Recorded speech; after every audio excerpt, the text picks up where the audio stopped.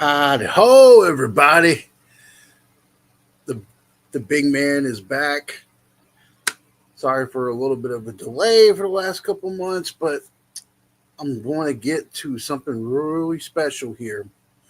We're going to talk about what happened on the Raw debut of Netflix, and we're definitely going to talk about what happened with the immortal Hulk Hogan in front of that Los Angeles crowd. But first, we're going to give you a little bit of an intro, so to speak. That's right.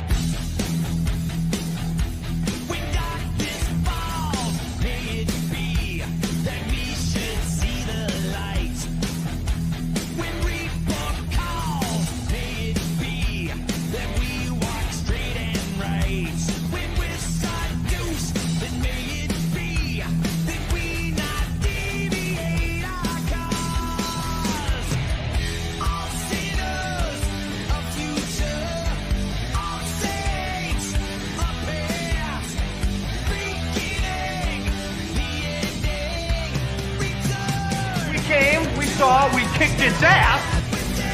I'm coming for blood.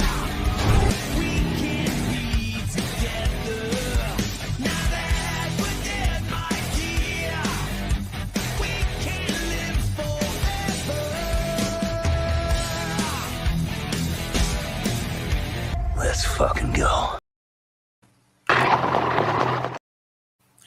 That's right. Let's fucking go. Hope everyone had a good holiday season. Hope everyone had a good Merry Christmas, Happy New Year, all that fun jazz. So, I've been kind of having what you call like a little bit of a video block, writer's block about what I wanted to talk about. So, I was watching Monday Night Raw live on Netflix, January the 6th. And watching the spectacular stuff, they kind of made it into like a mini pay-per-view in some sorts of the word. We had Undertaker making an appearance. Cena was there. Rock was there. Triple H did the cold opening. A lot of moving pieces happened on Monday Night Raw.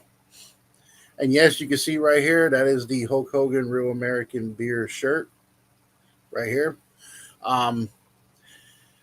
Everybody knows that Undertaker is number one as far as like my favorite wrestler of all time. Taker's one, but Hulk's been number two.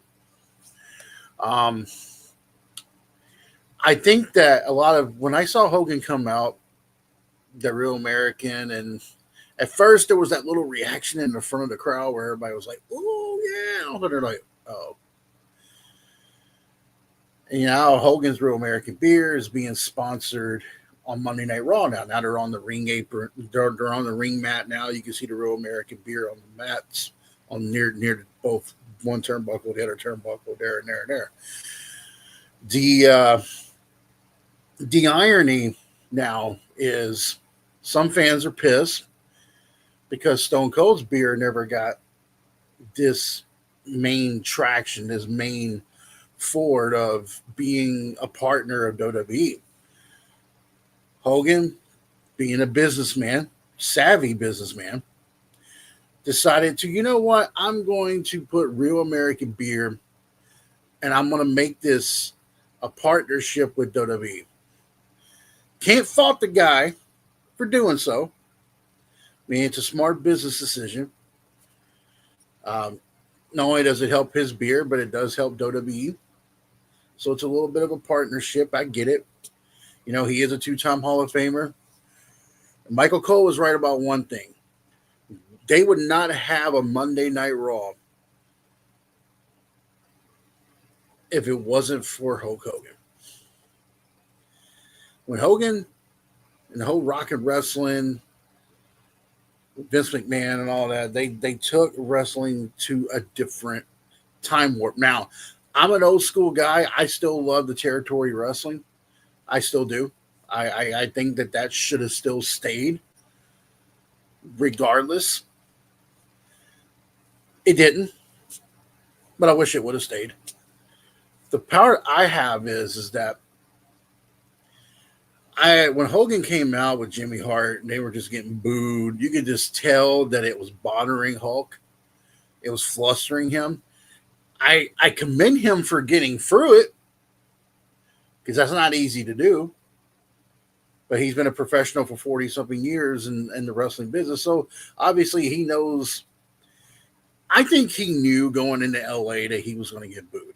Some people don't think he did, but honestly, I knew he was going to get booed. Los Angeles is a very big Democratic, very big liberal state, city. California, Los Angeles. So I knew he was going to get booed because of his allegiance to President-elect Donald Trump. So I knew that was going to happen.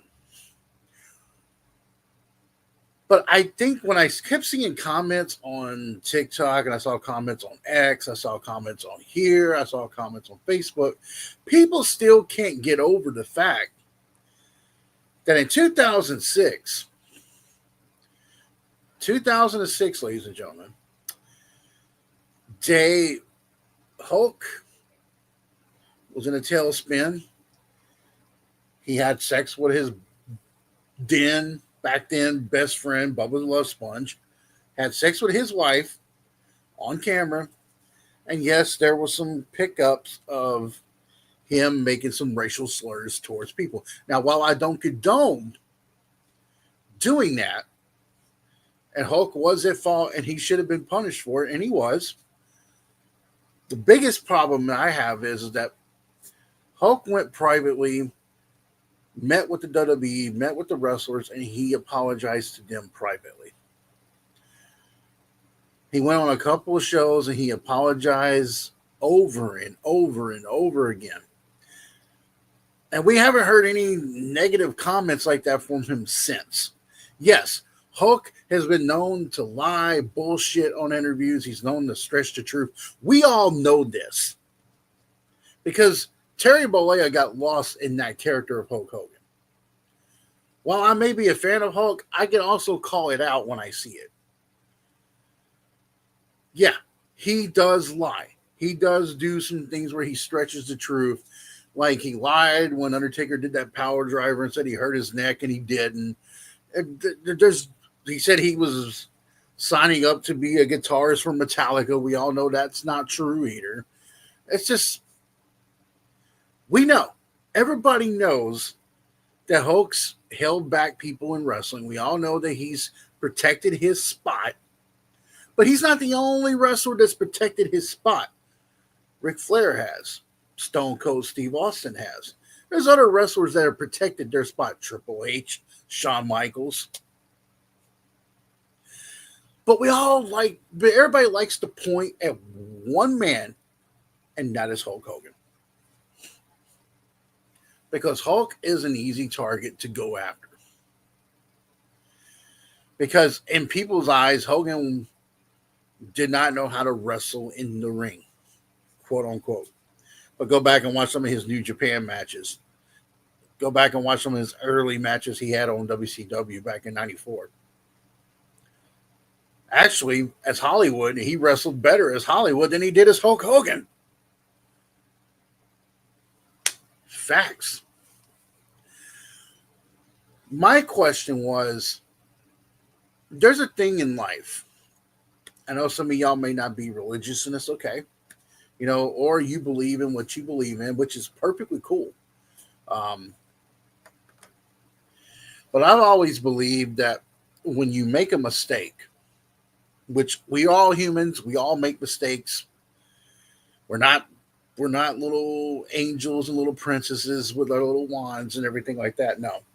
But what we are is when mistakes happen, you learn from those mistakes. Mistakes are made for you to listen, to grow as an individual, to grow as a person. You can't do that if you don't make mistakes. I've made mistakes. You guys viewing at home, you've made mistakes. My subscribers, I appreciate you guys subscribing and liking and commenting and everything. They've made mistakes. There's no person in this world who hasn't made a mistake. And shit, I've made plenty. But there's also a thing in life that's called forgiveness.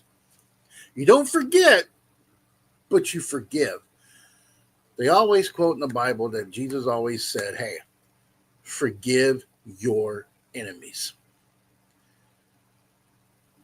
And if Hulk's been, and I know Hulk's a very religious guy. I know he's been rebaptized, everything like that. So, but if the Lord has forgiven Hulk, and some of the wrestlers have forgiven him, obviously they have, then why can't the fans do it? Why hold on to such things that happened 15 years ago? 15 years ago. And most black wrestlers, let's see, we got a comment we got here today. Let me see. What's up, Polston? Big prodigal heels in the house. And he knows what I'm talking about. While Hulk might have helped put wrestling in the mainstream and we wouldn't have wrestling like we have today,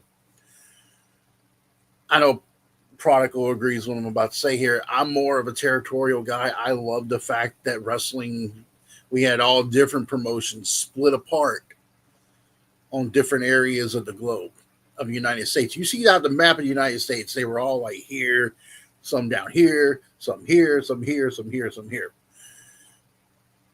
Now, here's my biggest issue with this, and I know Hulk's going around the United States now promoting his beer. Hopefully he comes to Tennessee, because if he comes to Tennessee, I'm definitely going to go and meet the guy. I met him when I was a little boy, and I got lost at Saturday Night's Main Event back in 1987.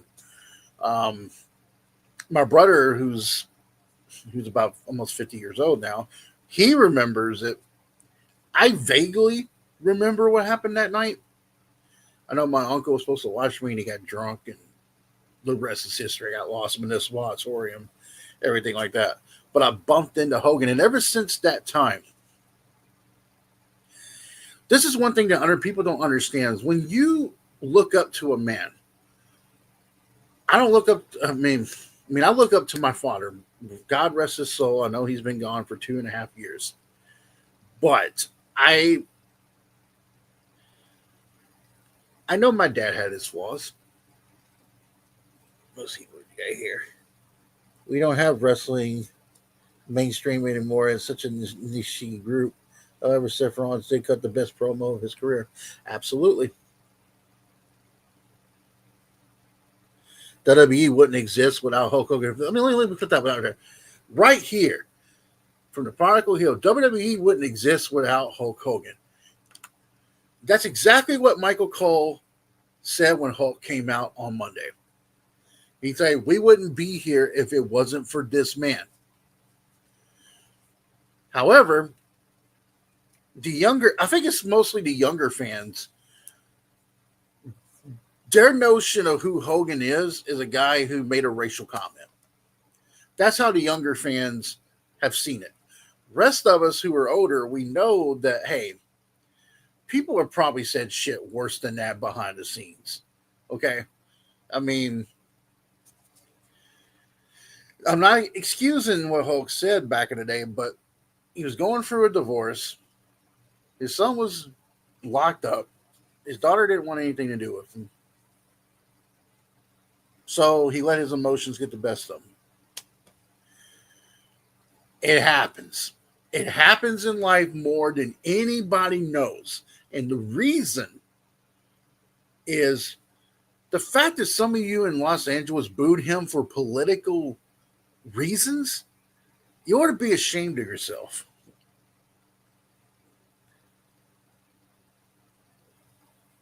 It would be all WCW if Hogan didn't do what he did in WWF. Yep.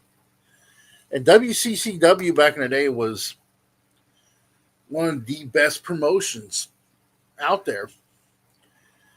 And they would have gave they would have gave WWF WWE at the time a run. Basically, they would have really, it would have been a neck and neck situation there. Probably would have even passed WWE if it wasn't for Hulk being on there. But the biggest problem I have is that the fact that some of you just don't understand that you just have to sometimes forgive. Forgiveness is kindness. I know some people in this world don't have that in their heart. There's some people who I've been enemies with. I've forgiven them. I haven't forgot, but I've forgiven them. Because forgiveness sets you free. Holding on to all that hate and emotion and stuff like that, it drains you. It makes you, it's not a very good feeling for anybody to have that kind of emotions over some of the silliest shit out there. Now, here's the deal. Hulk came out there just to promote his beer because he has a partnership with WWE with Real American Beer.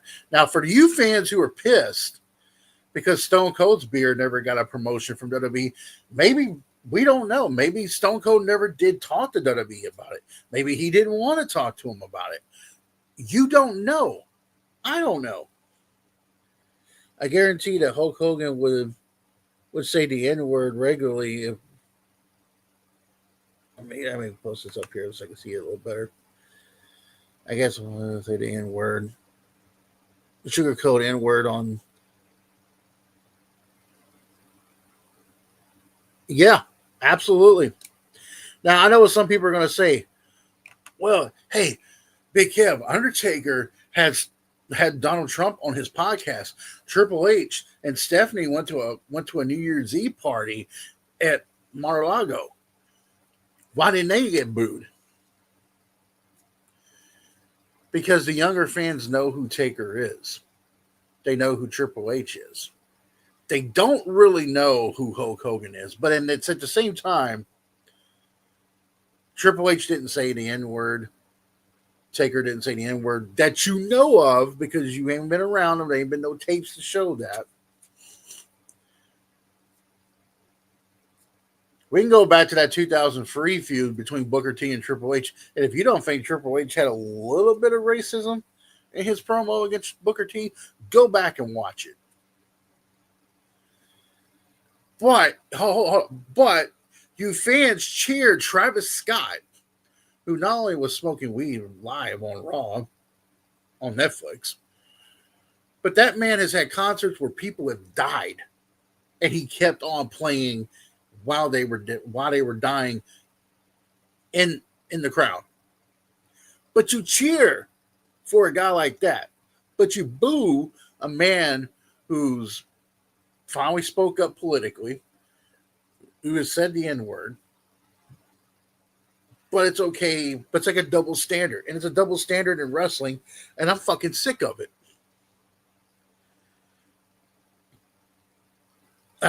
He supported Trump at the end. Yeah, that is the difference. You're right. Yeah, you're absolutely right. Hulk did come on the RNC and he did support him. I get it. But I think Hulk knew going into Los Angeles that, yeah, he was going to get booed. I mean, there's even a monkey would know, hey, if I went to an RNC and I supported Donald Trump, I'm going to go to Los Angeles. I know I'm going to get booed. But the fact that Hulk still went there with that American flag, stood there while, and I was watching it live, and it was loud. That new stadium that the Clippers play at in the NBA, that thing is loud. It was loud. But Hulk still kept going because he's a constant professional. And that is something that you have to Look at what I'm not trying to get people to change their minds about the guy. I know some people look at him like he's held people back, and he has. He's double stretched the truth on things. He has. Has he single handedly snitched on Jesse Ventura to keep, quote unquote, the boys from getting their own health insurance and doing a union? Yes, he did that. All these things that people have said about Hulk, I'm not going to disagree with you. The man said it. But what I will disagree with you on is how certain wrestlers, because of who they are, sometimes get, oh, that's okay. How about we talk about the fact that Stone Cold is beating on his wife? Why don't we talk about the fact that Undertaker beat it on his first wife? Why don't we talk about the fact that how many times Ric Flair has done shit? Plane Ride from Hell, Ric Flair was naked under his robe doing shit to these women. But yeah, because he was Ric Flair, he didn't get fired, but people like Scott Hall and the other ones did. There is a double standard, even in professional wrestling. And it sucks. It really sucks. But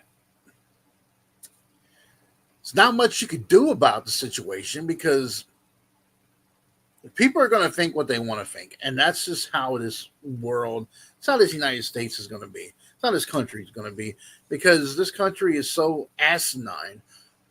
They run with this whole emotion of, let me do this, let me do that. I'm going to do what I want to do. You can't stop me, blah, blah, blah. And that's exactly what's wrong with this country today. What you say here?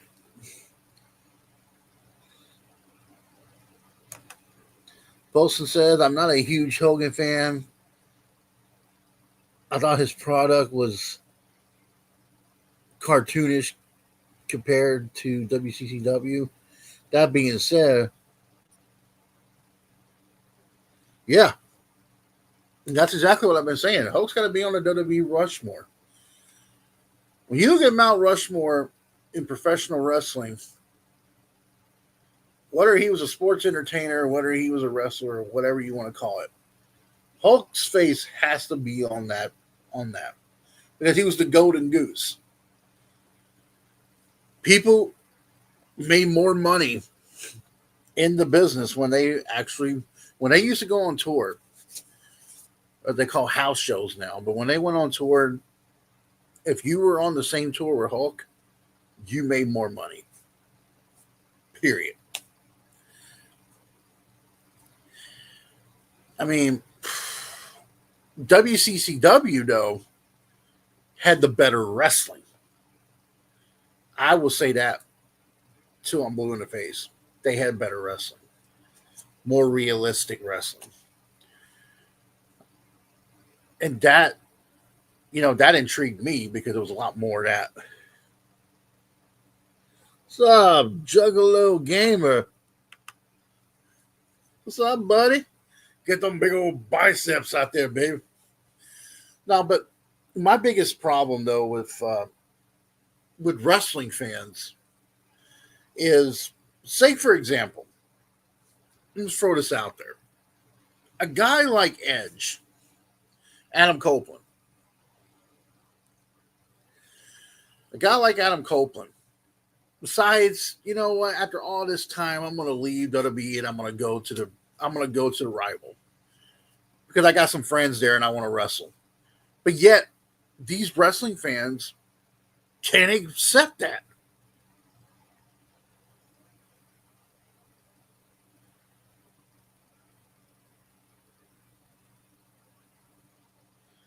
I remember when Ahmed Johnson said that about Stone Cold. They were all like, and they were all upset because Stone Cold didn't show up for Raw on Netflix because his little skull thing showed up. What you people don't realize about Steve Austin, he's about this. They're all about this. everybody that goes to TNA and Ring of Honor, New Japan, clap. Well, yeah, and that's the thing. I remember. See, I loved wrestling back in the day because when Hulk left WWE, spent a year filming that Thunder in Paradise show, which I know some people don't like, but I actually do. I thought it was pretty cool. Um, and he went to WCW. Back then, no one said a word about it. They're like, wow, cool. Hulk's in WCW now. All right. But nowadays, you got a bunch of bipolar motherfuckers who come on here and, like, for example, would hate on a wrestler for going to a different promotion. What'd you say there?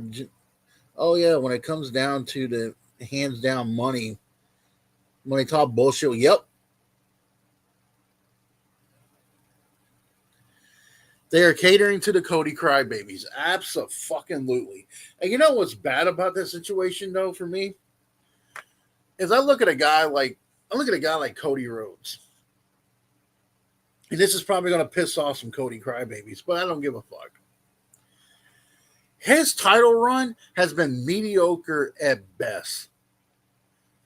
While some of you complained that Roman Reigns only defended his championship like 30 times out of 1,300 something days. He wasn't on there all the time. The heart grows fonder when you're not there anymore. Dude, I was growing up in the 90s watching Monday Night Wars, and you supported your wrestler no matter where he went. You didn't turn your back on him. Thank you, Rim. Thank you, Juggalo Gamer. That's exactly what I've been saying. And it's the same thing now. Like, you know, for all you guys who support Pentagon Jr., who supported him in Lucha Underground, and you supported him in AEW. I know next week he's supposed to be debuting on WWE. Support the guy. But it's the thing because WWE is such this higher standard because they got all these celebrities, all the glitz and glamour. When you make it there, they feel like you made it to the big time. But when a wrestler decides to take a back seat and go to another promotion, it's a problem.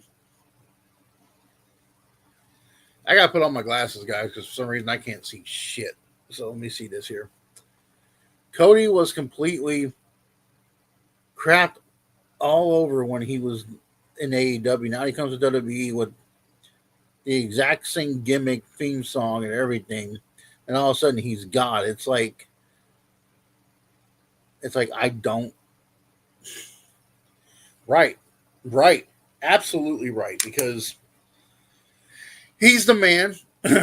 Cody Rhodes is now like what they call the quarterback, the MVP of WWE. He's the one that's leading them into the new generation. But let's be honest. Is Cody Rhodes really that good? Because I still see the same guy he was when he was in AEW.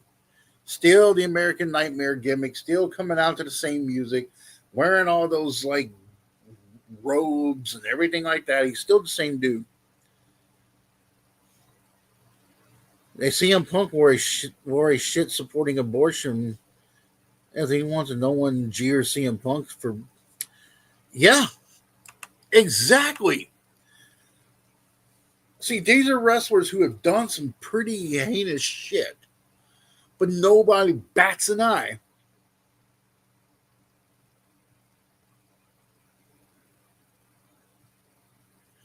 No one bats an eye over that. And what happens is a guy like Hulk gets shit on for stuff, but yet you got wrestlers who have done some really heinous shit, but they don't get crapped on. You want to know why Hulk gets crapped on? Because Hulk is probably one of the biggest names in this business. He probably is the biggest name in this professional wrestling business. Probably next to Ric Flair. So I don't get it. It's like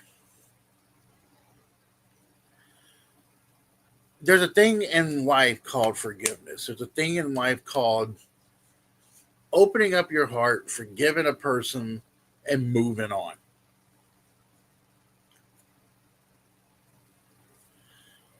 I remember Vince booked himself over a win over God. Yeah, I remember that. See? And then that right there. Let's not talk about the fact that Triple H did something with Katie Vick on WWE, right? Wearing a cane mask, doing something to a person in the casket, right?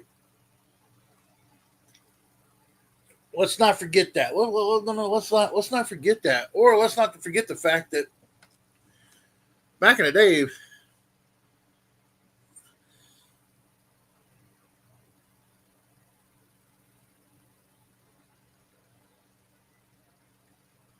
you gave Mabel. Yep, it is a good thing we didn't get that storyline where Vince wanted to get Stephanie pregnant. Exactly. Oh my god. Hey, I give Stephanie a lot of credit. She said no. She stuck to her guns. I that would have been creepy. And the fact that Mae Young gave birth to a hand. Let's see. They had the Nation of Domination, which was kind of the Nation of Dominations was pretty much a gimmick of the Black Panther Party. So whether or not anybody wants to clarify that is actually 110% true. You know, this is where I don't get it. But there's guys who have come out. Kamala came out once. Bad News Brown came out. Dennis Rodman came out. Carmelo, a few other guys who actually know Hulk said that there is no way in hell that they think that he was a racist.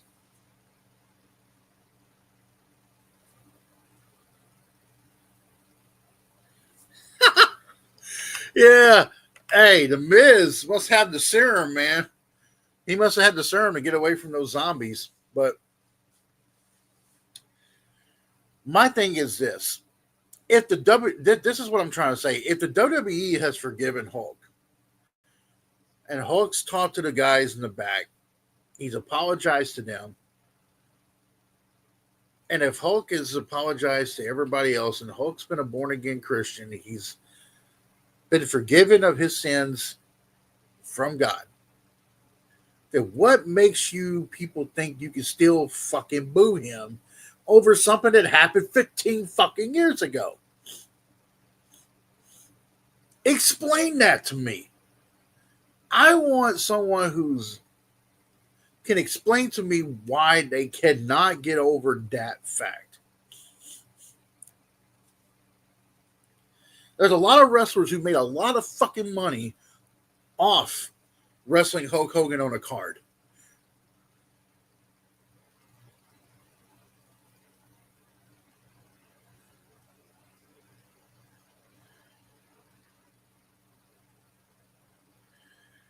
Yeah, whatever. Not discussing Hogan getting booed. Well, you know that you can go ahead and not discuss Hogan getting booed all you fucking want. I honestly, to me, I think it's he paid the price. They exiled him for about 2 or 3 years. He took his punishment. He went on there. He apologized. He went backstage to a wrestling show and apologized to every man and woman back there.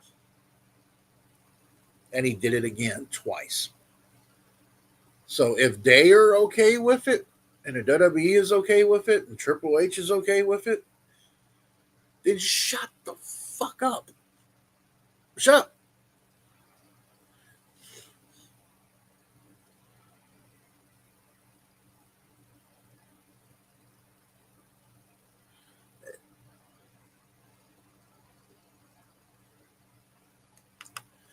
Poston says,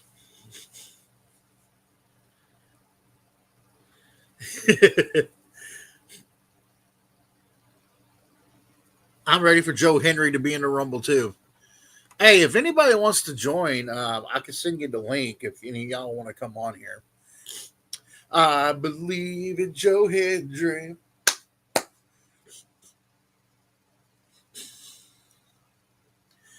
Hey, you're right, Juggalo. Katie Vick was amazing. That man, did you see the boobs on that Katie Vick? I gotta say, man, that's some shit for you, bro. Let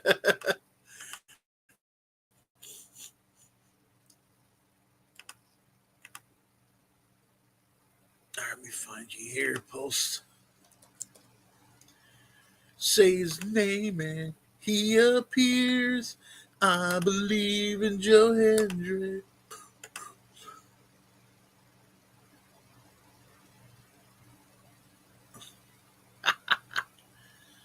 Hey, May Young is the reason why the hand of Adam's family is still such a wonderful thing. I mean, come on. Look at them deltoids there. Woo!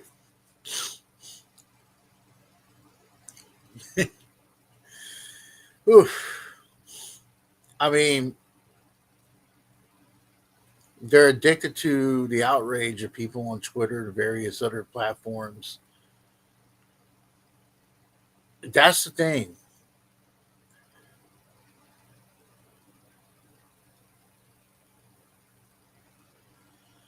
I remember that.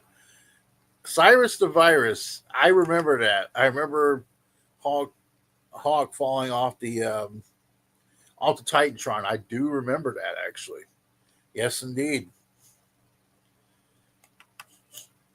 If anybody's seen I mean, I know that Juggalo said he saw it, but if you watch the Vince McMahon documentary on Netflix, that man let a lot of shit slide.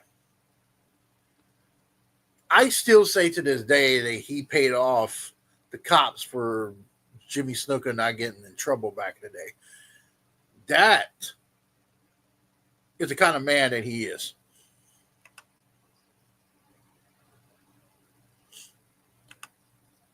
Well, that's just my opinion on that one.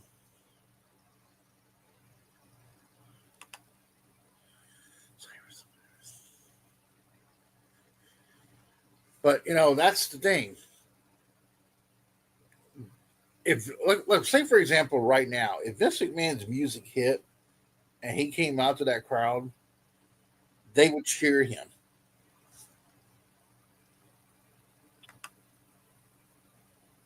What's up, man? Can you hear me? Yes, I can. That is the prodigal. How's it going, man? Yeah. I mean, it's funny because first off, we really don't know the demeanor of the person that he was talking about. So, you've got to like look at it in context. I mean, was this guy like a common petty, drug dealer or something? Mm-hmm. We don't really know the whole context behind why he said it. Uh, and, whether it makes it wrong or right, that's kind of like your fucking opinion. And, like, you look at the internet today, right? Mm-hmm. And, like, I don't even really watch a lot of Facebook anymore or YouTube anymore, like I used to, particularly from independent content creators, because all it is just blatantly edgy type stuff to try and get people talking.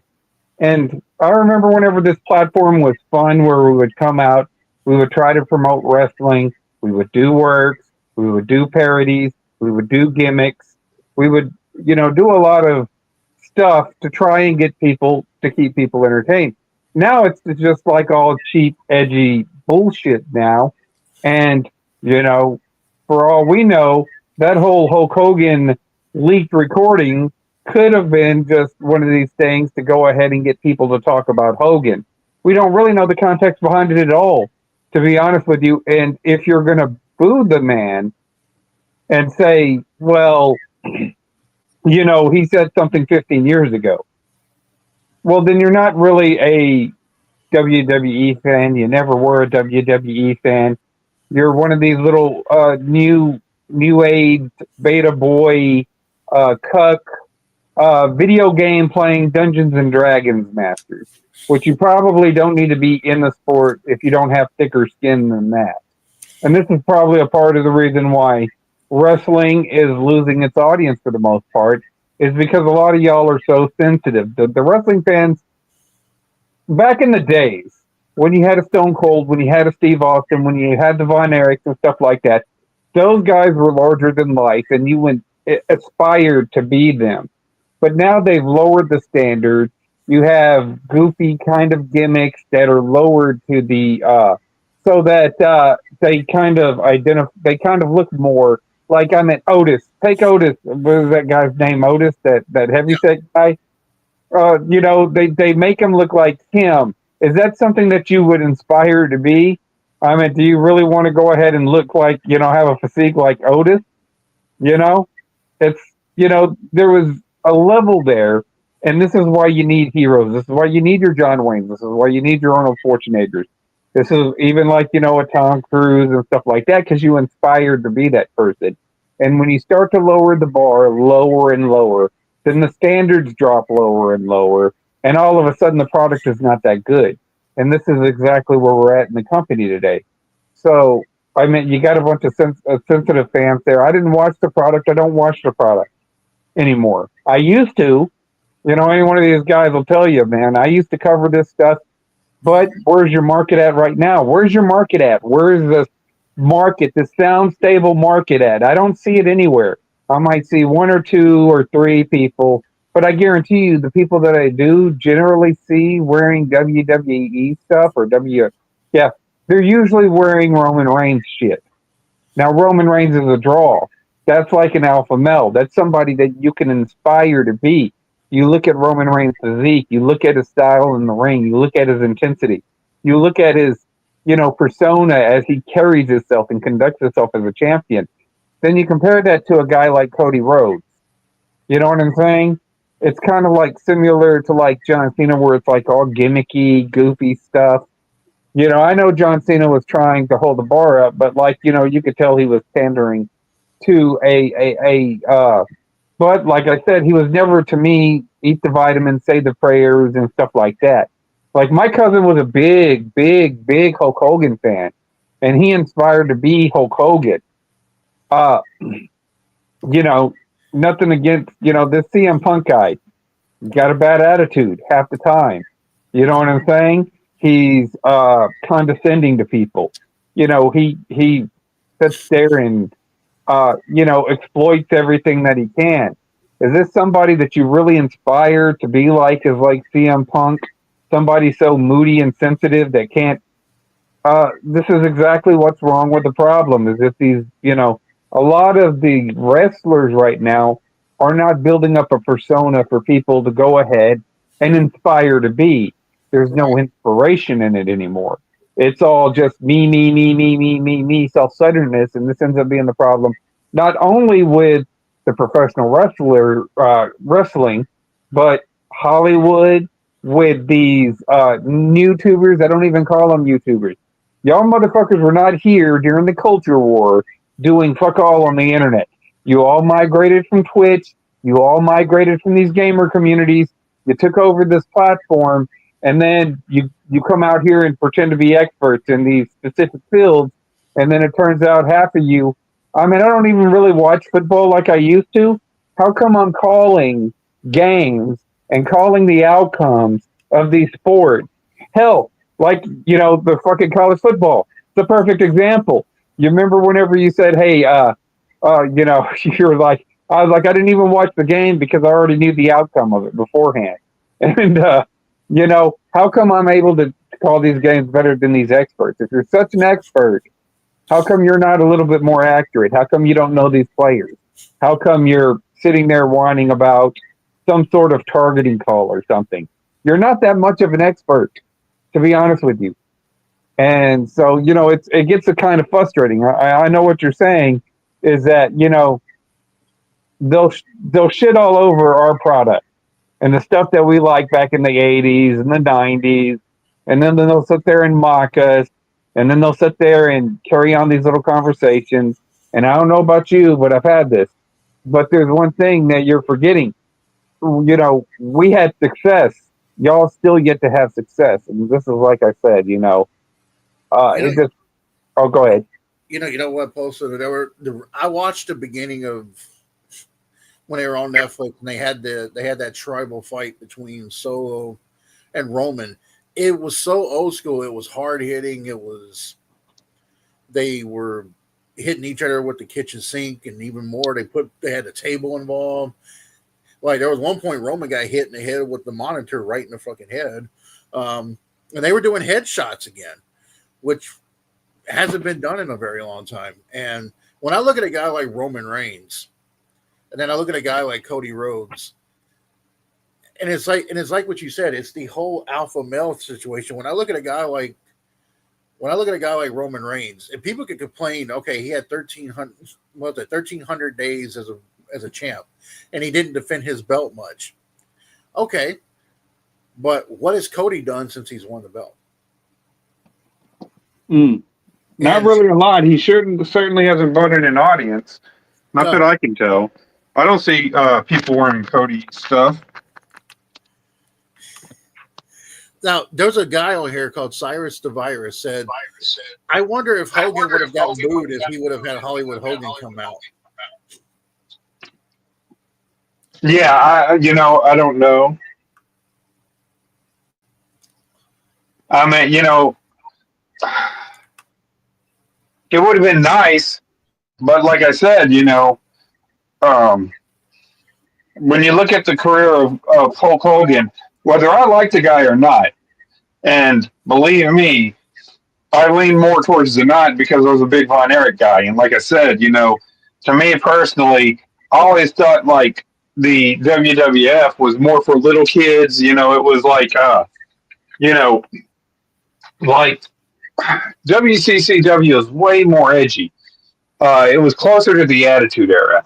And I swear that the Attitude Era was, you go back, look some of the promos, some of the stuff that they were doing in WCCW with some of these people that they had. They had different personalities, different personas, and shit like that.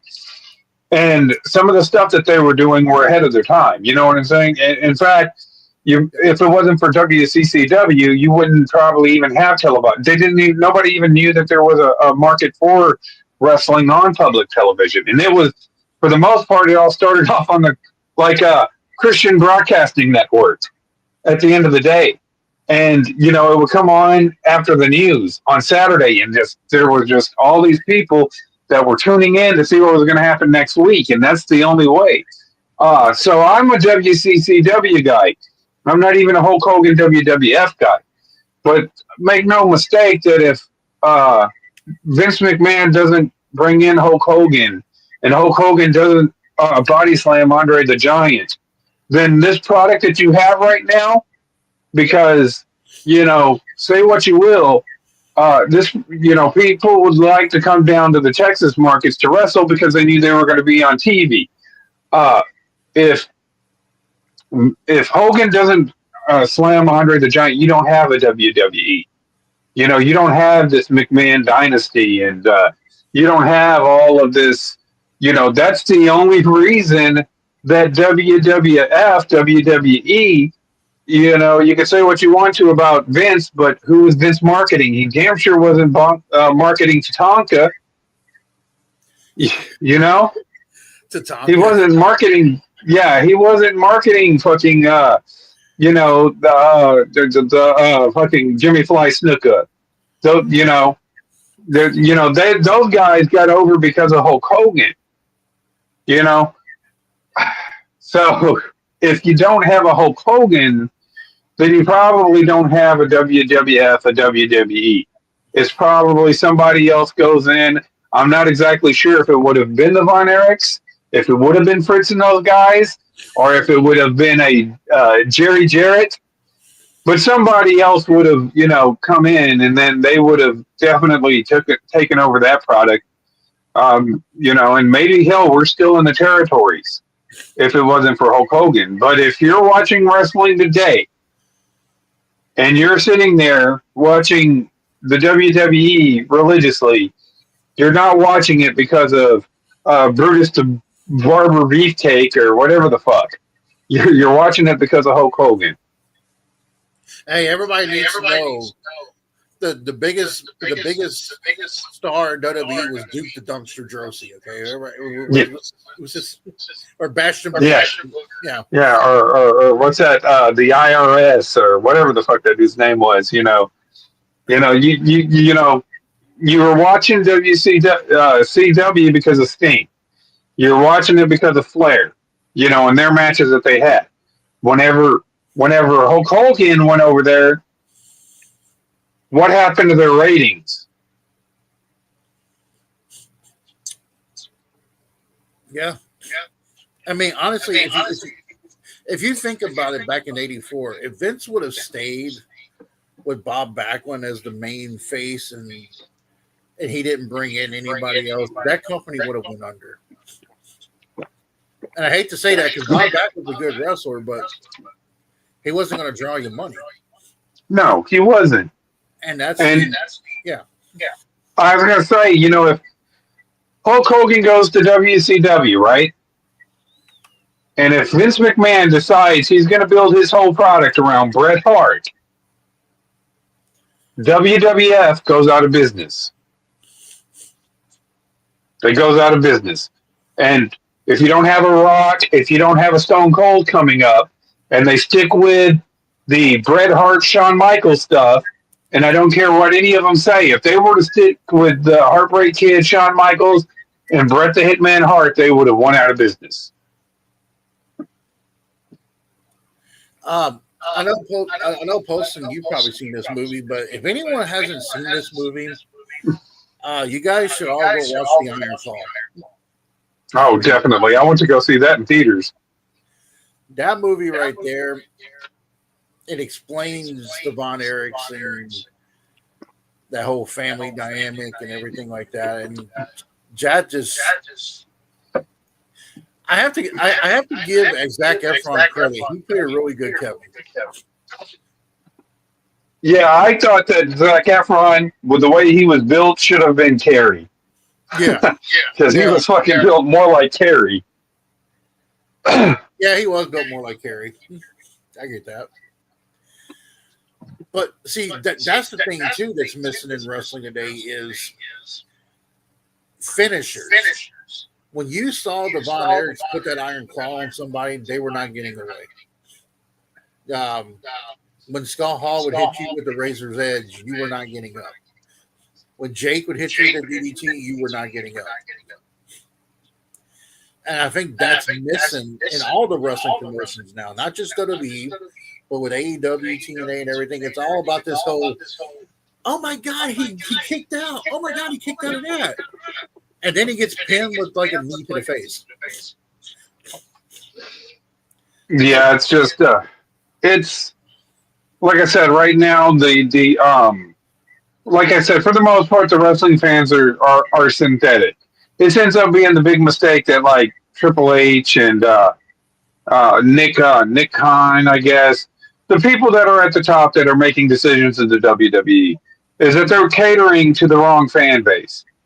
The problem ends up being is that whenever you cater to the first off the fan base, and this is something that I've said years and years ago when they started catering to the fan base, and we saw it coming years ago. Yep. That this fan base is not stable.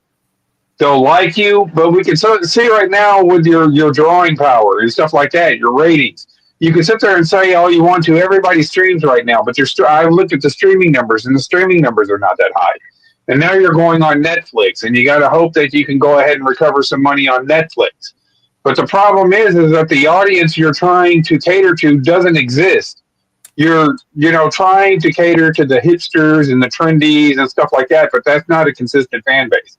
They're only there whenever it's hip and trendy, and whenever it stops being hip and trendy, well, then they go on to the next thing. But your old school fan base, that's your reliable fan base. So like you've got a whole bunch of collection right now of social justice warriors out there that's going to sit there and be offended about everything.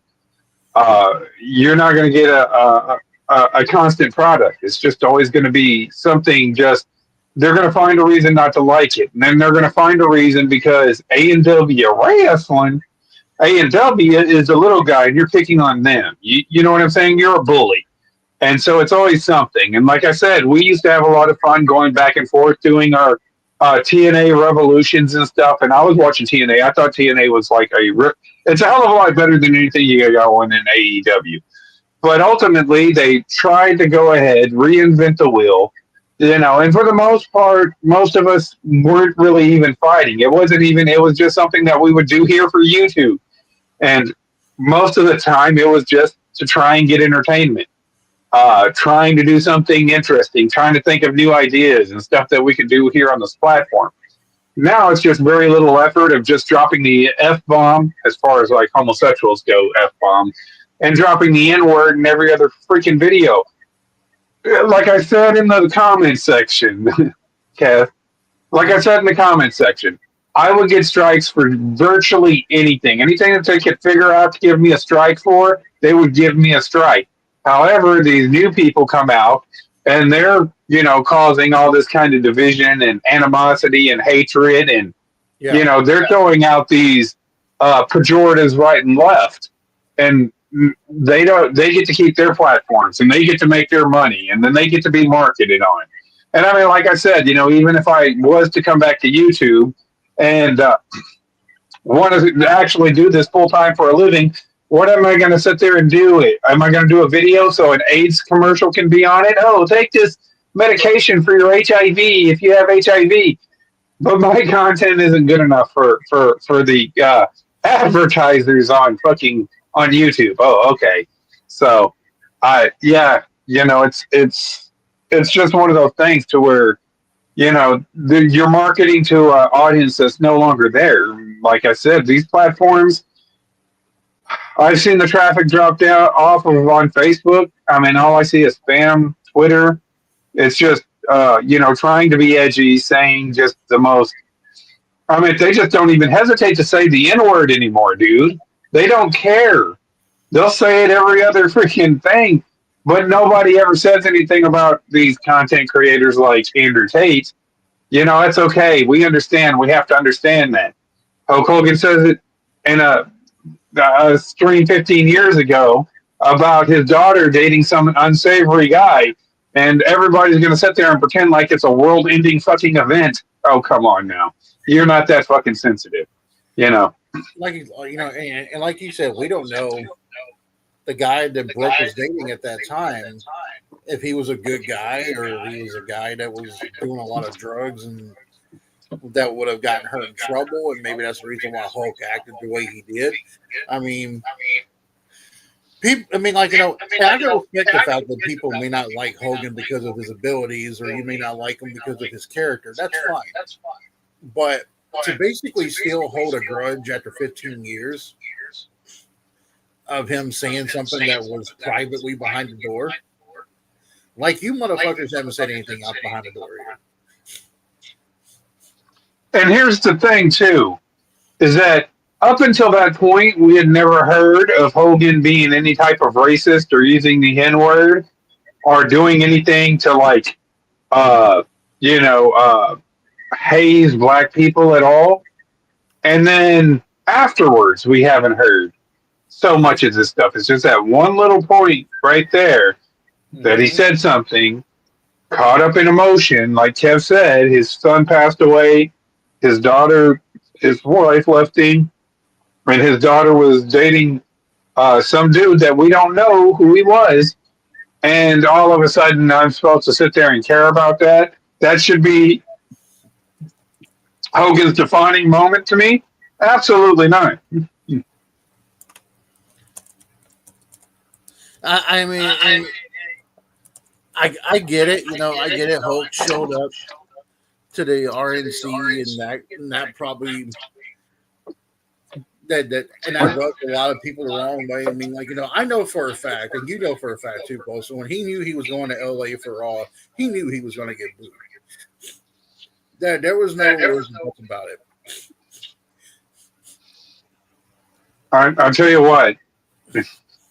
If I was Triple H, I'd sign Hogan to a contract bring him into the Royal Rumble, let him win the Royal Rumble, and take that belt off of Cody, and then turn him completely fucking heel. You know what I would do right now? I would have Hulk be the manager of this group, but I would put Drew McIntyre, Kevin Owens, Seth Rollins, turn them all three heel, recreate the NWO, and have Hogan as the manager. There you go. That'll work too. Bring back John Cena. Well, Cena's doing his last tour, which he's only doing 36. Okay, here's what I find funny. People are like, oh, this is Cena's last year. He's only doing 36 dates out of the whole year. So it's like, okay, we're seeing Cena one last time, but we don't know the reason why Cena's retiring. There could be an injury. Actually, the last time I saw Cena wrestle, it looked like he was like walking like this, like his back is like that. So, and plus, by the way, John, fix that ball spot. You gotta fix that ball spot, buddy. Go get with LeBron. Yeah.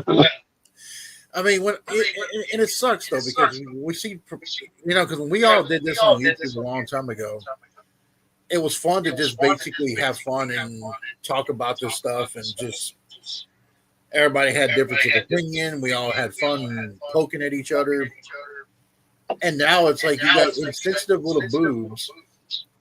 And I even see them on TikTok too, and where I've made like a little small comment, and I got banned. But then someone can use the word "fuck you," you little gay fat. They can use that, and then their comment stays. Yeah. Oh yeah, dude. But you can't use it, but they can. You know what I'm saying?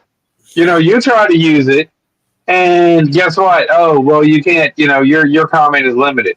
But you have other ones over here thinking that Let me tell you something. These YouTubers that are coming out there trying to be edgelords, thinking you're fighting a culture war, it doesn't matter how red that map was. The reason why that map was so fucking red during the election is because y'all failed. Y'all failed.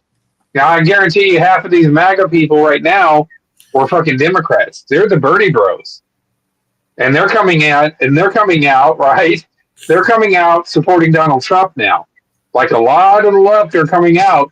But the reason why you're hijacking these platforms and trying to do first off, you're not going to be able to recreate the shit that we created. You know what I'm saying? Because we were having fun with each other.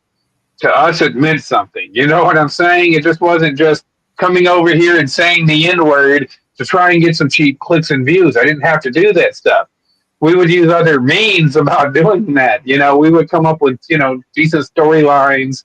And, we would have feuds with each other, and then we would go at it and whatnot just to get enough audience involved. But then now you have these content creators who just say the same old pejoratives over and over and over again. And like I said in one of my videos, I'll say the fucking word. It doesn't matter to me because it's not going to offend me, and it's certainly not. I'm not afraid to say the damn word. It doesn't matter. I just think that it's kind of an insult that, we were trying to do everything by the book. We weren't trying to, blatantly show that we're kind of some kind of bias.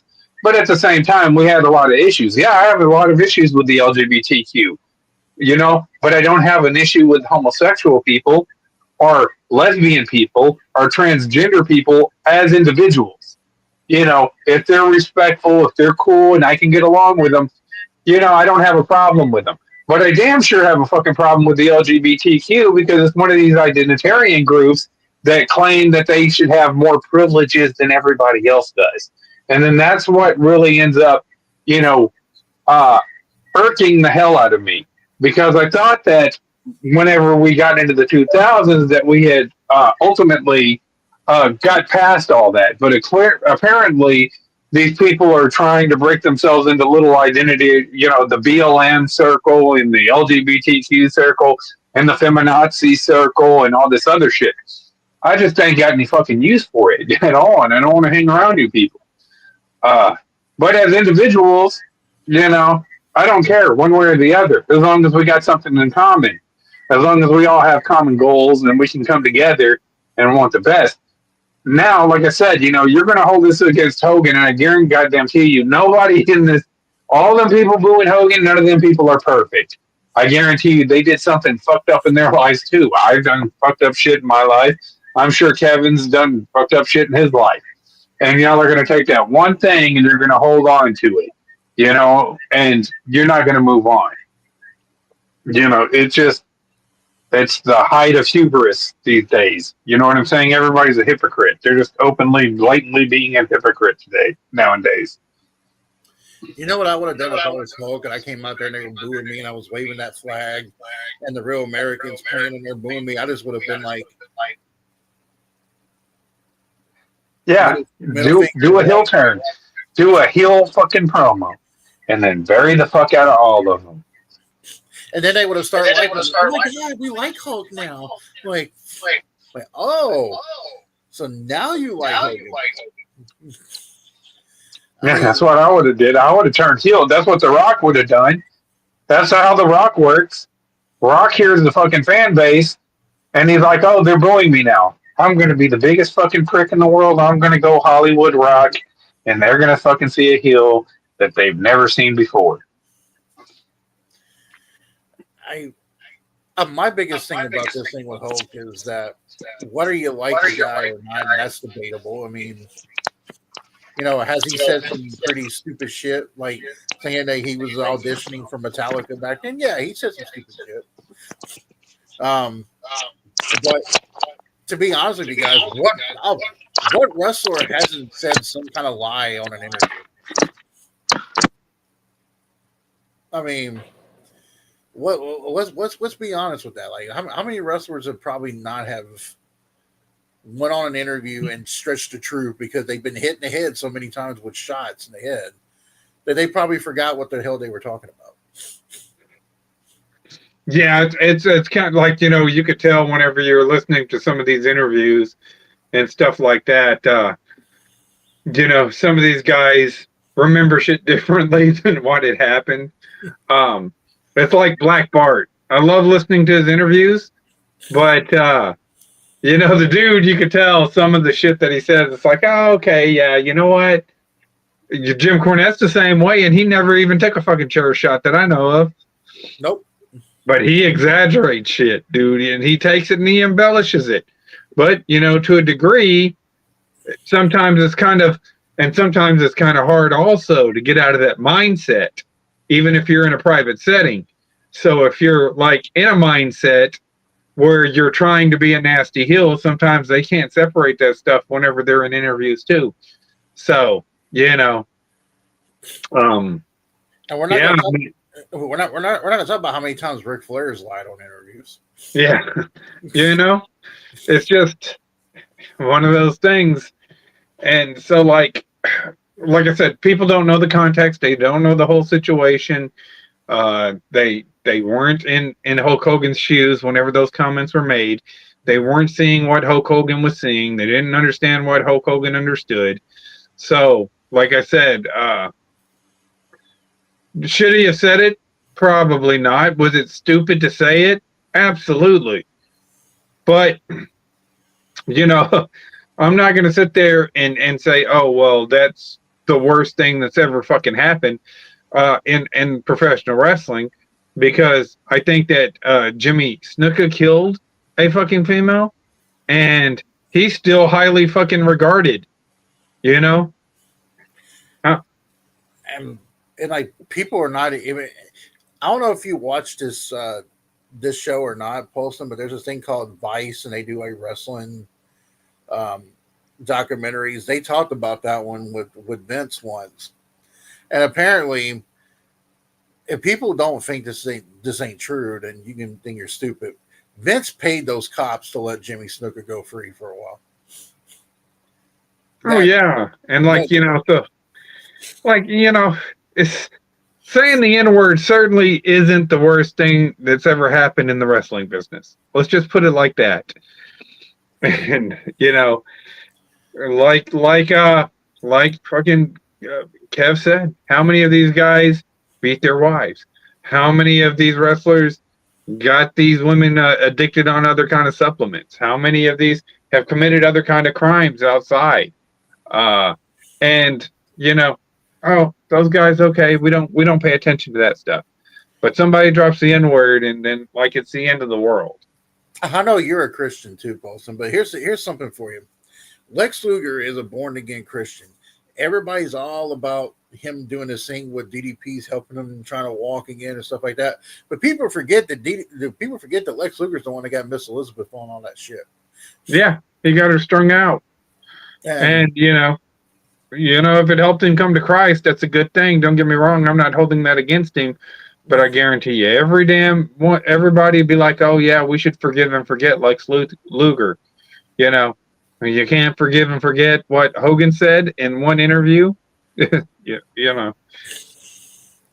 I mean, but my biggest issue is I look at it like if Hulk came back in 2018 and he had a private conversation with the boys and girls in the back, and Triple H had him apologize to everybody in the back, then that should be done. It should be over with. And here's the thing, too, right? Because I see these guys go after The Rock as well. Everybody's going after The Rock now for the opposite reasons of why they're going after Hogan. Now, I'm not sitting there saying that The Rock came out and was calling all white people honkies and crackers and shit. He wasn't doing that. But, the sheer fact is that, and I'll say it, he shielded out for the DNC. That's what he did. Now, you have a lot of people saying that, oh, he's hard to work with and all this, blah, blah, blah, blah, blah. And we can tell where the animosity is, just the opposite reason of why people booed Hulk Hogan and, but you know what? You never seen that animosity come out in Texas for The Rock whenever he was doing that. His work because he was here in Texas, trying to help Roman Reigns get over and stuff, doing the whole what was it, the corporate, it was kind of like a corporate type of chief or whatnot. It is with the tribal chief where he came out, the final boss, the final boss gimmick thing. I mean, he wasn't getting booed here in Texas for his positions and whatnot. But like I said, for the most part, we kind of understand it a little bit. And, it's just one of those things, he comes out, supports Trump. I think that's kind of really the straw that broke, because nobody would really care about the comments 15 years ago. Because Hogan's, been back and gotten cheers since, really. Yeah. He's been back and people have cheered him. I think that ultimately what the issue is that he did his thing at the RNC. Well, now they need to go back in Hogan's history, and this is just a thing that they're trying to target. But I think it's superficial. I don't think it's authentic. I don't think that that's the reason why you're booing Hulk Hogan. I think that the reason why is because he was at the RNC and he goes, brother, we're going to make America. And then he rips the shirt off and does all that stuff at the RNC. I really think that that's actually what it was about. I would like to sit there and say that these people are not as superficial as they are, but we kind of know that it is because he's come back to WWE before and he's gotten cheers, Yeah, when you have these people who think Donald Trump's a racist, which has not been proven. Yeah, and then you see Hogan going to the RNC, they're looking at, oh, well, wait a minute. Why is Hulk here? And that guy's a racist. Why is Hulk here? And then they start digging in. They start going into their little computers and their little laptops and phones. And they start Googling. And then they find out that Hogan made a comment. They're like, oh, I remember now. He's the one that made that racist comment. Dude, I'm telling you, man, because I work with a whole lot of people. You know what I'm saying? All different types of people. A lot of them are leftist, to be honest. Well, I won't say that they're leftist because I think that that's become a cliche now. But you could tell that they were largely in one political party. at a certain part of time. And I remember I was, at work, typed it in the computer, just trying to look up the election results, right? And I found it funny whenever I went back later on and, was seeing Van Jones saying, I don't know what to tell my black female friends about Donald Trump winning. And America told him they're not good enough. And then he did his little crying spew. And the first thing that popped into my mind was this older black lady said, who's winning? And I was like, well, right now, currently, Trump's in the lead. And that black lady, yes, she told me, she goes, yeah, Kamala should have stayed her ass at home. I just, every time I sit there and hear Van Jones say that, I just start laughing my ass off because that was like the first thing that I was told by a black lady. So I was like, well, clearly he's not hanging around the black females because they don't care. They didn't care about no Kamala. So I meant, it's this whole, now it's like, right now, this is just where we're at right now as far as entertainment goes, is it's left or it's right. Like I voted for Trump, but I wasn't enthusiastically voting for Trump, and I wasn't going to vote at all, actually, except, I had to go do something while my car was getting inspected. So I said, you know what, fuck it, I'll just go ahead and kill 2 hours. Or I had to wait 2 hours for my car to get inspected. And I said, well, I'll go ahead and kill 2 hours while I'm waiting for my car to get inspected, and I'll just go over there to vote because that'll kill 2 hours just waiting to get into the dang place to vote. And it's the only reason why I voted. But this is exactly kind of like how entertainment and everything is.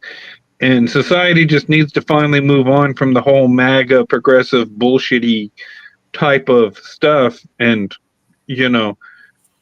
not focus so much on these issues of just being outraged. If you don't like Hogan, just say he's an idiot and you don't like him, and that's fine.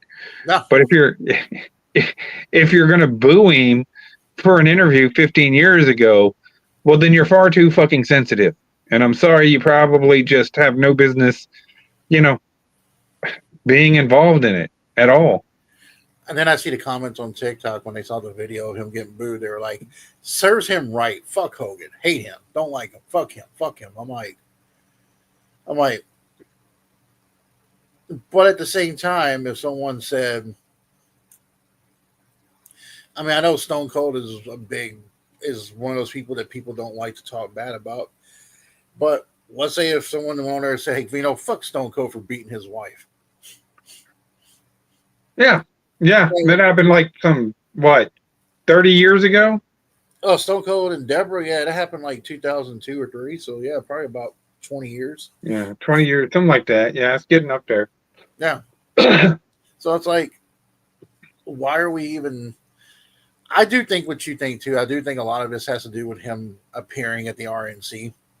I would like to think that some people ain't that stupid. Because that's the weirdest part. Because when Hulk usually goes to LA, he usually gets a pretty good response. Oh, yeah, he's an LA guy. And that's why I was like, wait a minute here.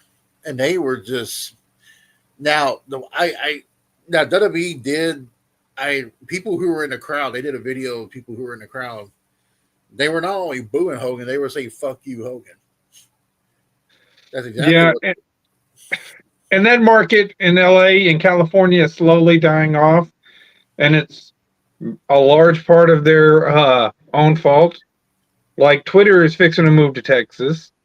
Facebook is fixing to move to Texas. A lot of these platforms are moving to Texas. And a large part of it is because they are entirely too fucking sensitive on these platforms to do a coherent platform. And so, I agree with Cyrus here. He said, sorry. Oh, go ahead. I'm listening. Well, Cyrus said that Booker T said the N-word back in WCW. Why didn't they bash him like they do with Hogan? Well, that's because Booker T is also What? What is Booker T? That's like Booker one of T my was a, favorite. That that yeah. that's like one of my favorite David Chappelle jokes. Is whenever he did that. Did you ever see the? Do you ever see the one where Dave Chappelle acted like he was the blind like redneck guy, but he thought he wasn't. He thought he wasn't black, but he was Clayton white. Bigsby. Yeah, I seen that Yeah, one. Yeah, I mean, yeah. There's one joke that he said. He goes, he says, I go up and I ask my producer, how come I can call all gay people at the F bomb, but I can't, or no, he goes, how come I can say the word, the N word, anytime that I want, but if I say the F bomb against gay people, I get banned or censored. And they said, well, it's because you're not gay, but I am the N word, That's what he was. oh my Yeah, I god, was like, one of his, I was like, yeah, yeah. That's, there's a there's a special that he did on Netflix where he pissed a lot of LGBTQ people off because he was talking about the alphabet people, as he calls them. And he made a joke about them like being picked up in cars. Like he's like, look, the T's don't like the Q's. Okay, it was just going after them, and they were all like, he needs to be kicked off of. They were over there threatening Netflix, saying that Netflix should take him off the air and not have him on there anymore because he made those comments. And I'm sitting there thinking, what happened to people with comedy back in the day? That's what comedians do. They attack everybody. yeah, yeah. I But mean, these people, I don't know. it's just, that's what, it just, and like I said, it would be different if Hulk Hogan didn't come back since he did that interview and gotten cheered because he has. It's like you said, it was 15 years ago. He's come back and gotten cheers since he's done that interview that everybody's complaining about. But I'm pretty sure that, yeah, they had to go back and cherry pick something from Hogan's past to bring it out, and then this is why we're hating on him. Not because of the other thing. No, it's absolutely because of the other thing. That just so happens to be your excuse that you're using of why you're booing Hogan. But like I said, there yet again, it's like I said, it's none of my business. I actually thought that his thing at the RNC was actually pretty cool. I thought it was cool. I thought that it was cool that they bought out Hulk Hogan, and I thought it was cool that, regardless of what I think, because I didn't believe a whole lot of the shit that MAGA was pushing at the time. Kev will tell you, I actually said that I thought that Biden was more conservative than Donald Trump was. So, I mean, if you're thinking, oh, well, you're just using your political bias, aren't you? No, I'm just like, if you like WWE right now and you're a wrestling fan, well, you damn sure don't need to be booing Hulk Hogan, saying fuck you. Then you were never really a wrestling fan. You're one of these trendy, millennial, gamer, just using stuff to sit there and virtue signal over fans. And, they're not really reliable fans. Any good, true blood, red, regardless if I like Hogan or not, is going to sit there and tell you that Hulk Hogan has done everything for the WWF. He's set up everybody in the WWF. And, you can go over there and boo him, but it's just going to make you look silly to the wrestling fans. The actual wrestling fans, a large portion of us that don't watch wrestling anymore, are just going to sit there and say, you know what? This is what you replaced us for. And I like what Michael Cole said when Hogan came out, and it was actually cool. He said, we wouldn't be here live on Netflix on Raw if it wasn't for Hogan. No, because the fucking who are you going to run with? Who's going to be your main event guy? Everybody wanted to go to WCCW to be on TV. Vince was still trying to get his product off the ground, and he needed somebody that he could market and sell fast. Like, he had to get it done quick, because if not, Yep. That company probably actually, if he doesn't make his returns back in that first year and he doesn't have the returns, then that company probably actually goes back to his old man. And So, yeah, and you know what's interesting too is that his old man fired Hogan for going to do Rocky 3, but Hogan got popular going to Minnesota for AWA. And a lot of people don't realize Hogan was doing Hulkamania then. yeah, It was just when he went to WWE that WWE made it seem like, oh, Hulkamania was born. No, Hogan was doing Hulkamania before that was even him going to WWE. that's what Vince McMahon marketed off of was Hulkamania because he needed somebody that was there Yep. that had a following, that had a fan base. They were going to book him as like an Irish guy or something at first, but you know, you had the Hulkamania thing, and then that sold. It took off, and that was the first thing that actually sold for them. And so he had to market. He had to make that money. He had to recover that money back.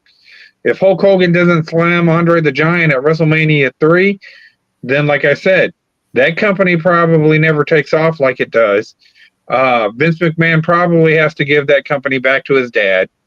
You know, he goes under. He goes back to, you know, and then, you know, who knows what happens to that? Does the territory stay? Do they still nationalize the product under the Ted Turner banner? Maybe, perhaps. Maybe we could be looking at WCW. You know, who knows? I mean,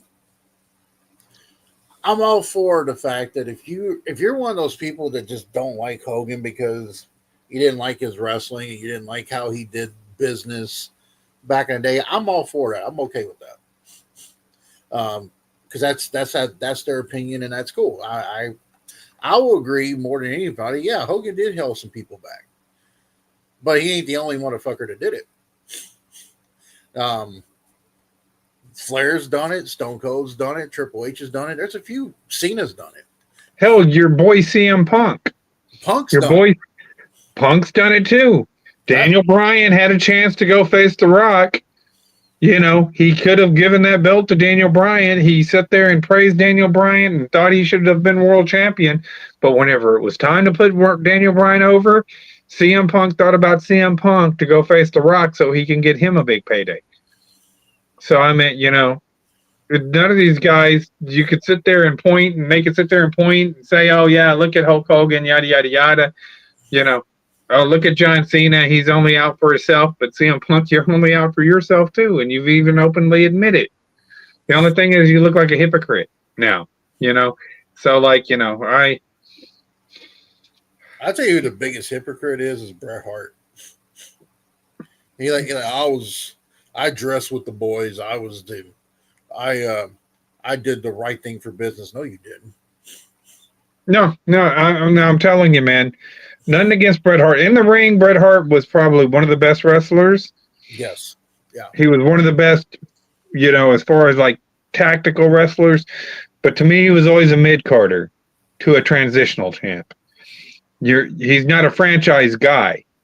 And you need those franchise guys in the business.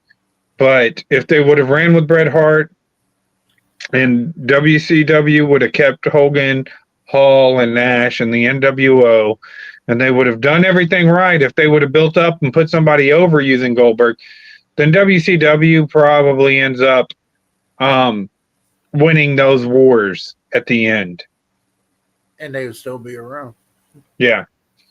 But, you know, you had the promo from Stone Cold Steve Austin. Stone Cold gets over, helps The Rock get over. The Rock gets over, and then, you know, WWE ends up winning that war. But like you said, those guys wouldn't have been there. Stone Cold and The Rock wouldn't have been there if Hogan didn't go there first and get WWE on the map. And that's just, I mean, I know, but you know, there are actually some fans who were pissed that Hogan's beer gets sponsored by WWE, but Stone Cold's beer didn't. And I'm sitting there thinking, well, we don't know. Maybe Stone Cold didn't want that to happen. Maybe he wanted that to be on his own. I mean, Hogan made a good business decision by partnering with WWE. So now when Raw happens, you see his beer on the wrestling on the ring mats now. Yeah. And so like, and they could have like stock in Hogan's beer. So they may be profiting off of it. You don't know the ramifications to where maybe Stone Cold is like the sole owner of his beer. So there may be a financial incentive for WWE to market it. Right. We don't know. I mean, I know Stone Cold's beer is with IPA. IPA beer is what sponsors Stone Cold's beer. Um, Hulk's beer, I don't know who sponsors Hulk's beer. I think Hulk's beer is just, from what I hear, it tastes a lot like Pabst. I don't know. I mean, I haven't had his beer yet. I've had Stone Cold's beer. I don't drink anymore, so I don't drink that much anymore either. I just had it like once just to see what it tastes like and be like, Stone Cold's beer is a little bitter.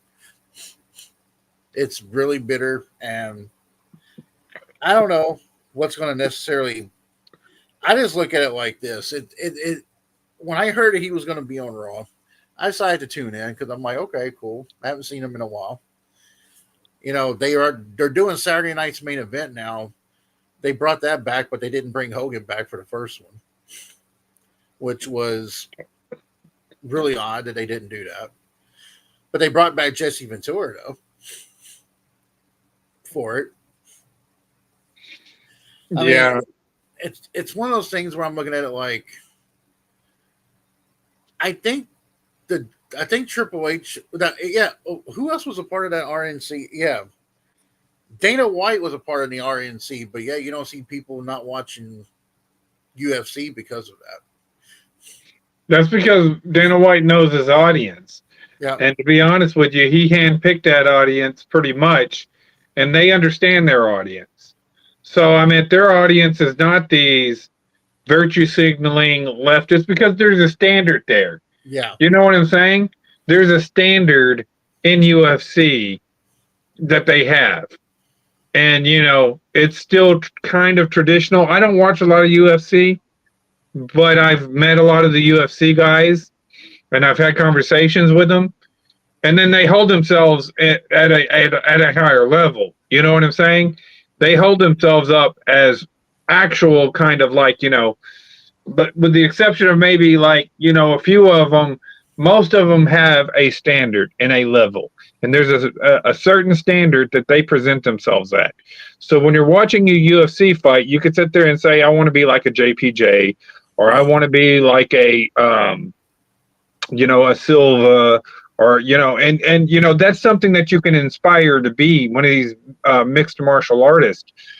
Like I said, they've lowered the bar in wrestling right now, that there's no real role models. The bar's been lowered. Oh man.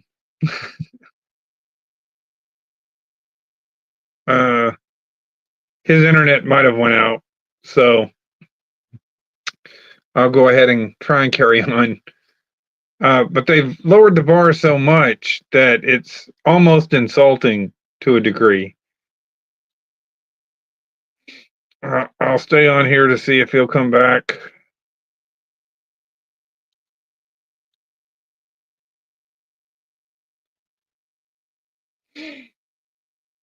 So, yeah, and I can't even see the super chats or anything if there's any out there. But like, yeah, they've really like lowered the bar. And so I don't know. I think it's kind of like, there he is. So, man. Yeah. I pressed the wrong button. I was trying to go into not having a cam, and I ended up pressing the wrong button. I was like, oh, shit. But yeah, they've kind of lowered that bar a little bit, man. I think that's the problem with the WWE. They have, yeah. Well, I mean, I will say this to everybody. If anybody that's been tuning in, if you want to make a comment later on about what your feelings are about it, I'm more than willing to hear it, even if it's against Hogan. that's your opinion and that's your debatable opinion. But I mean, I look at it like this, and it's something that Poston said earlier. There's a lot of guys who were larger than life, and when I was a kid, Hulk was larger than life, and that's who I attached myself to when I was a kid. Now, do I know the fact that he did steroids? Yeah. Do I know that he's done beer and drugs? Absolutely. But that's how they were back in the 80s and 90s. They went out and they partied hard. And do I know that Hogan's perfect? Absolutely not. I know he's not perfect. I mean, but then again, though, who in this right fucking world is perfect? And I want to make something perfectly clear.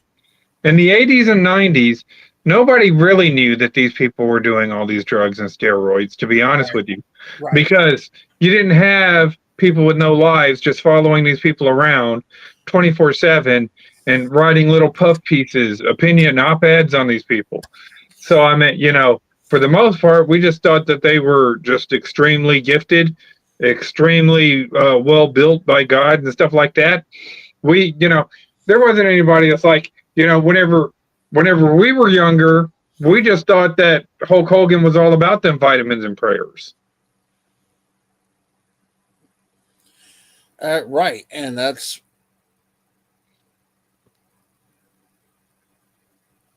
the reason why I look at this situation as the internet wasn't around then. You didn't have fans watching, like, stalking wrestlers at airports and restaurants and stuff like that, which I think is really kind of heinous that they do that.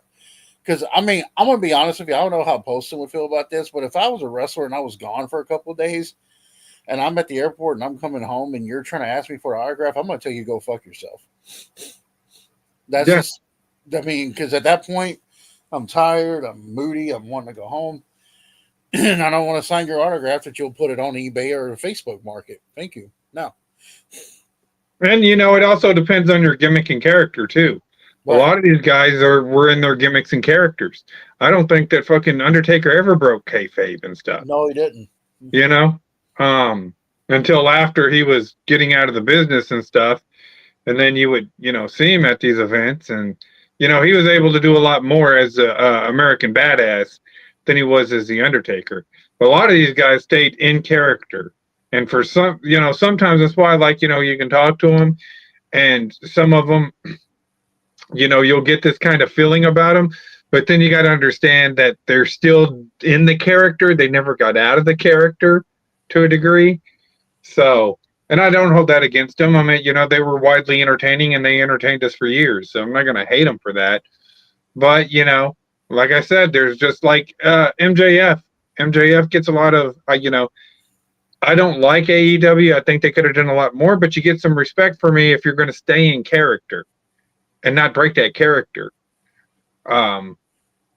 It's, a lost art these days where everybody's like, oh, I want to sit there and have my, it is what it is. It's just like, we were all about trying to promote the business. It seems like they're trying to get people not to like the business. It's your fan base is antisocial. That's all I can sit there and say, and it makes it really hard for the old school fans to like the business. You want to read that comment real quick? Yeah, it's going to be, according to Cyrus the Virus, it's going to be interesting the next Saturday Night's Main Event, since Hogan and Jesse Ventura are going to be there because Jesse hates Hulk. Oh, yeah. He's going to go out there and say, he sold out to the NWO, brother. Well, here's the thing, too. Hulk at that time, and this is where I'm not going to necessarily say that Hulk was right snitching on Jesse Ventura back in the day, because I do think the wrestlers should have had a union. I do. However, when you're Hulk and you're the number one guy in that company, and Vince is putting his trust into you, you are going to kind of, I wouldn't say you're going to kind of have to snitch, but you're going to protect your spot. And if Hulk didn't say anything and they would have went on ahead and did that, you would have had wrestlers jumping out of these shows. There wouldn't have been a WrestleMania 2. There would have been people not showing up for work. And that would have been bad for business. But so Jesse Ventura can be upset about that all he wants. But I guess Jesse Ventura is not going to be upset about the fact that he had a guest star appearance on No Holds Barred, right? Yeah. And I think that me and Sanchez were talking about this the other day for like a storyline in WWE. Mm-hmm. We should have John Cena come out, take one look at Cody Rhodes as a champion, watch him do his promo, and then go back and go on an apology tour of everybody he's ever buried. Like go back to Chris Master and say, I'm sorry, brother, for burying you like that. I understand now. I should have put you over. Then go back and apologize to Wade Barrett. Go back to Umaga on his graveside and say, I'm sorry, Umaga, for not putting you over. Now I understand how bad the business is. Well, actually, from the rumor is for WrestleMania, and I don't know if this is going to be true or not. They're talking about Cena. They're talking about Cody Rhodes facing Cena. Oh, man. And Cena would bury Cody Rhodes on the mic. Well, Cena did say he's going to bring back his Dr. Thugonomics, too. So. Oh, yeah. He would definitely bury Cody on the mic. Say what you will about Cena. And I don't like Cena. No. Hell, that's most of the reason why we all started making YouTube videos. Because of John Cena. Thank you, John Cena. Yeah. John Cena created the YWC. If I ever met John Cena, that's exactly what I'm saying. Like, dude, thank you, because of you made the YWC. Yeah.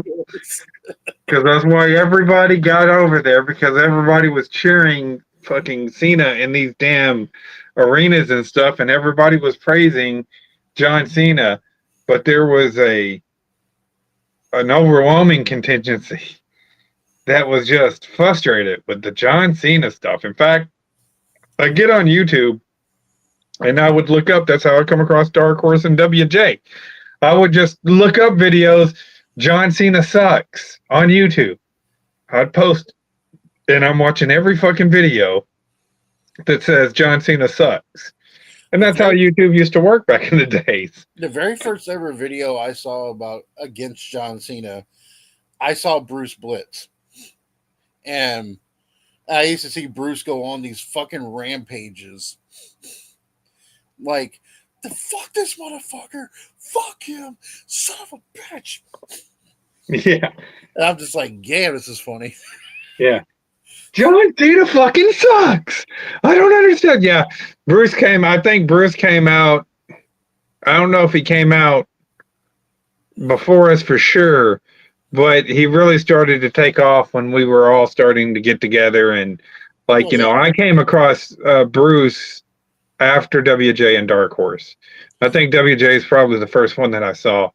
10 reasons why John Cena sucks. And then he would do his 10 reasons list. And then he would do his voice. Do you know why I hate John Cena? John Cena's a stupid motherfucker. Yeah. And then Dark Horse, I think, well, it was hard to see Dark Horse's shit because his channels kept getting flagged. But he would send me some shit to check out his channel. And every time I go back and look at the video, it'd already be flagged. And then he'd send me another one, and that one would be flagged. I finally seen a video, but I didn't understand that they were in a feud at that point in time. YWC Killers and, Dark Horse was on that.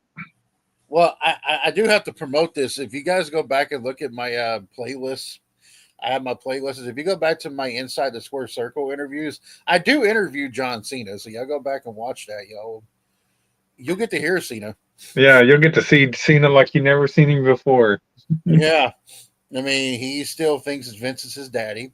Yeah. It just, I wish that if Triple H is correct and that he wants wrestling to be more realistic now, why not at the Golden Globes? You could have had Vin Diesel come out on Raw and confront The Rock because when he saw The Rock at the he saw Dwayne at the crowd, he went, "Hey, Dwayne." I mean, if you really want to make this realistic, I would have been like, dude, invite Vin Diesel to come to Raw and have him interrupt The Rock. Oh yeah, there's like been a lot of stuff that WWE has kind of dropped the ball on. Um, and I'm sure that a lot of it is like backstage politics, but I will say, as far as the product goes, from what I've seen, I do think Sean is doing a good job on NXT, but I do think Triple H is doing a better job than Vince is. But there's still that stupid stuff because WWE went public back in 2000. They went public, and now they got sponsors they have to answer to, and I think that's what's really holding them back. yeah, If you didn't have sponsors and you could just basically go out there now, Pat McAfee on Raw, he was cussing up a storm, and they didn't even censor that. I was like, all right. that's because Pat McAfee brings in that ESPN money. Pat McAfee don't give a shit either. Yeah, he came up pretty fucking quick, and like I said, there was a lot of people doing similar kind of shit that Pat McAfee was doing. I still think that like the draft video that I was doing with Sega Geek, I think that kind of pretty much inspired a lot of these guys to do shows like that because that fucking show was fucking hilarious, dude. And if they would have never took that motherfucker down, because it was me, Sega Geek, and Weston, and boy, we were roasting all the fucking pigs and shit. Just so fucking nonchalant with our fucking comedy that we were doing. It was I think one of my better shows that'll never be seen was it was the draft with Corey Coleman. I forget what year that was. But I knew Corey because I used to do security over there at the bar he used to hang out at. So Jesus. Now that's just all we're trying to say is to you guys is simply this is that if you don't like Hulk, you're more than welcome to hate Hulk. But if you're hating him because of his political views, or you're hating him because he said something years ago, you need to relook at your life and think about what it is going on in your life and stop being quit being so damn sensitive about shit. I mean, it's not gonna help you. It's not gonna help you as a person grow. I mean, I'm pretty, I know Poston's been said some pretty heinous shit to him. I've been said some heinous shit to me. So, but I mean, at the same time, we've also said heinous shit to other people too. So, I mean, been docs dropped. You know what I'm saying? Mm-hmm. I've had my channels. I've had 2 or 3 channels been hacked and taken away from me. I've had what? This is my 3rd YouTube channel. Mm-hmm. And this one I don't really even do a lot anymore because why the fuck would I want to go ahead and put in as much work as I used to? It's just whenever I get around to doing videos and whatnot for them to take it down. I've had 3 YouTube channels taken down. I've had like probably 6 or 8 fucking Twitter accounts taken down. This is like 2 or 3 Facebooks taken down. And for what? For the map to still look like it is right now?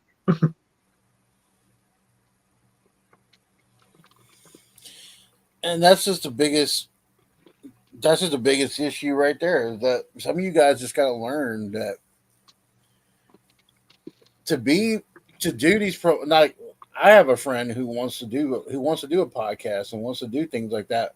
But he pretty much told me, he's like, look, I don't have the thick skin to handle it because I'd be going after people. And I'm like, then you shouldn't do it. Then that's just how it is. I mean, emotions run high, and you don't want to. My emotions got high once, and what did I do? I took a break for a while, so I cleared my head, and then that's what you. But for some of you people out there who do like Hogan and still support him even after all that stuff, I commend you. But I'm not saying on this video you have to like Hogan, and neither me or Poston are condoning the fact that he did say the N word 15 years ago. I think he could have handled that a different way. But like Poston said, you don't know the situation. We don't know because I mean he was getting a divorce. His son's friend was pretty much got crippled. His son went to prison for it, and his daughter wasn't talking to him. So, do we got to put yourself in Hulk's shoes in that situation? And if Hogan's having sex with the girl who then was his best friend's wife, and he's recording it, and he's recording that conversation too. I mean, Hulk could have been smarter about it, but at the same time, if all this stuff's going on with you, and you're in this big, deep depression, which some of you claim to know about mental health, but I think some of you are nuttier than a pet coon, then you should understand how Hulk felt during that time. Put yourself in his shoes. I'm not saying if I was in his shoes would I say an N-word. No, I probably wouldn't. But you also got to watch who you talk to about it because there are a bunch of snitches out there. And snitches get stitches. Mm-hmm. And there's a lot of snitches that I work with, and I'm not going to give all the details, but I almost got in trouble at work last month because I said something to somebody that I thought I could trust, but I learned that mistake. Yeah, it's all politics for work too. So yeah, so that's why I would say, just keep your mouth shut at work, people. Don't say anything. Yeah, but anyways, man, I gotta go because I gotta get up and go to work tomorrow. And Me too. weather's been kind of shitty here, so I got my time at the chiropractor and all that other stuff. So yeah, guys, like, share, and sub. I definitely want to come back on here with Poston because we need to talk about the NFL playoffs. Oh yeah, we'll have to do that. Well, you know who I'm sticking. I'm going to stick with my prediction of it being the Texans and the Lions. I think that's the prediction I made on your podcast. Was I predicted the Texans and Lions in the Super Bowl? Since they're both in the playoffs, I might as well stick with them. Write it out. If they get put out this week, well then I guess I was wrong. But I'll go ahead and ride or die with that. For you football fans, I am going to address the situation of what's going on in Tennessee and with them firing their GM. I got a lot to say about that because I think the owner is a complete fucking moron, but that's beside the point. But anyways, though, Poston, I appreciate you coming on, man, and I appreciate everybody else commenting, liking, sharing. So that's what we need to do here to support each other. So if you guys would love to, sub, man.